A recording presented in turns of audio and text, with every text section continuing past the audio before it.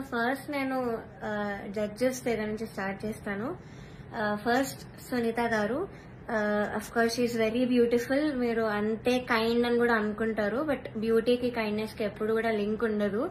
So okay, మీరు observe చేయండి, first episode నుంచి కూడా ప్రతిసారి నేను స్టేజ్ మీదకి వచ్చిన ప్రతిసారి వాడు ఒక ఫేస్ ఇస్తారు. అది ఎవరికి పెట్టరు ఆ ఫేస్, బట్ ఓన్లీ నాకు ఆ డిస్గస్టెడ్ లుక్ పెడతారు ఫేస్ మీద.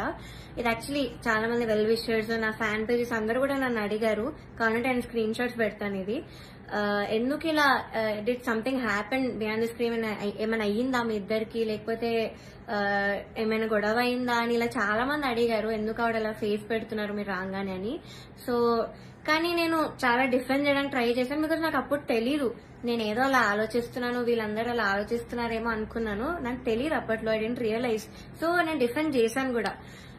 సో నాకు ఎప్పుడు క్లారిటీ వచ్చిందంటే, అంతరామమయం పాడే ముందు సౌండ్ చెక్ అయ్యేటప్పుడు ఇన్ ఇయర్స్ పెట్టుకున్నాను. అండ్ ఆవిడ దగ్గర ఒక మైక్ ఉంది, అది ఆన్ ఉంది. అది పాపం వాడికి తెలీదు, మైక్ ఆన్ ఉంది, నేను ఇన్ ఇయర్స్ పెట్టుకున్నాను. సో కీరవాణి గారితో ఇలా చెప్తున్నమాట, ఈ అమ్మాయికి అసలు హై రేంజ్ వాయిసే కాదు, హై పిచ్ రాదు, కానీ మేనేజ్ చేసేస్తారు, మీరు చూడండి, ఈ సాంగ్ లో తెలుస్తుంది చూడండి మీకు, అది ఇదని చాలా ఎక్కిస్తున్నారు సార్ కి. And it hurt me so bad stage మీద నించున్నప్పుడు. అప్పటికే నా సెల్ఫ్ ఎస్టీమ్ ఇలా ఆల్మోస్ట్ కిందకి దిగిపోయింది. చాలా ఏడుపు వచ్చేసింది ఆ టైంకి. కంట్రోల్ చేసుకొని లేదు, I have to do this అని నేను అంతరామమయం పాడాను. అండ్ ఆ పాటకు వచ్చిన అప్రిసియేషన్ నాకు ఇంకే పాటకు రాలేదు అప్పటి వరకు. సో అంతరామమయంకి బయట ఎవరు కలిసినా కూడా అందరు చెప్పారు నాకు, వాయిస్ చాలా బాగా వచ్చింది ఆ పాటలో అని, కానీ చాలా బాగుంది ఆ పాట అని.